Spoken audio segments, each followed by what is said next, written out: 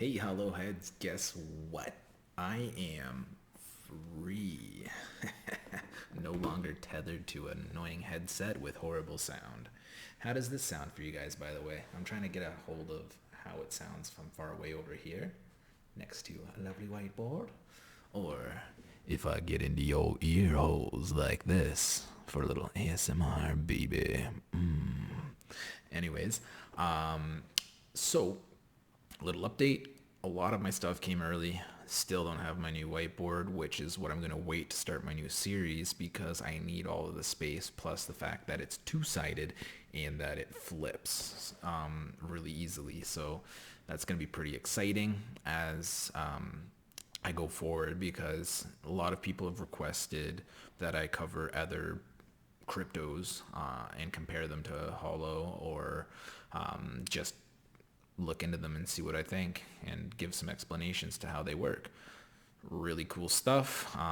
Definitely going to be doing that. And the nice thing with the new board is I can do like a full representation of Holo on one side and then flip it over and say have Bitcoin on the other, or hash graph or whatever. Hash graph.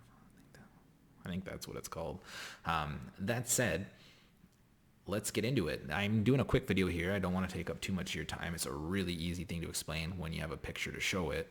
A lot of people are wondering how the whole zero supply kind of dynamic supply thing works with HoloFuel.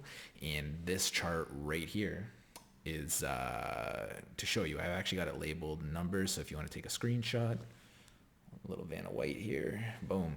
So basically what the net zero supply means is that there is never more hollow fuel in circulation than is owned.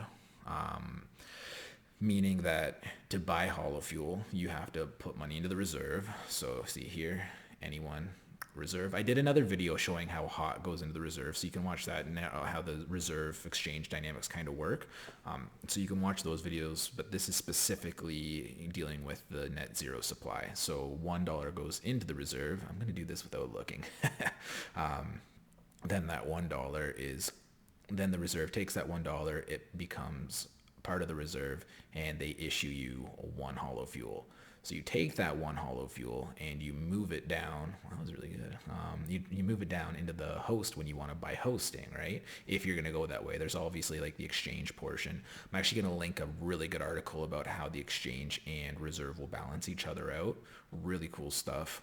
I might go into it a little bit here, but basically you pay them in hollow fuel. The host takes the hollow fuel, and he can either hold on to it or he can sell it in the reserve or sell it in the exchange. But for this purpose, we're going into the reserve. So he takes that hollow fuel, puts it into the reserve, and now this dollar is canceled out. He's given the dollar, and there's no more hollow fuel in circulation, and there's no more money in the reserve, kind of thing, right? Very simplistic version of it. Like I said, there's some more mechanics into it, especially once you get into like the values changing between when purchasing to when the hosts are actually cashing out that hollow fuel.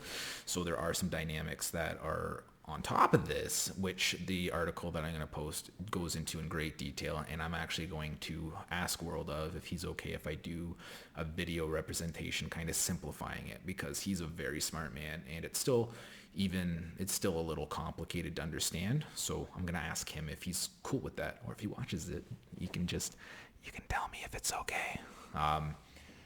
That said, when it comes to the exchange, just to put it into simple form, the exchange has to be like, the price has to be expensive enough that people want to sell fuel at the exchange, right?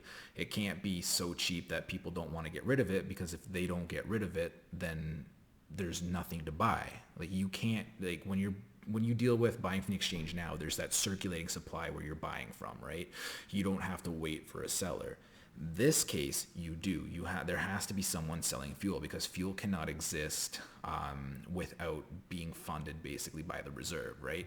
So it has to be cheaper than buying from the reserve, but also expensive enough for people to want to sell it, right? So there's going to be like a balance there. So the exchange is really going to help keep the reserve in check, because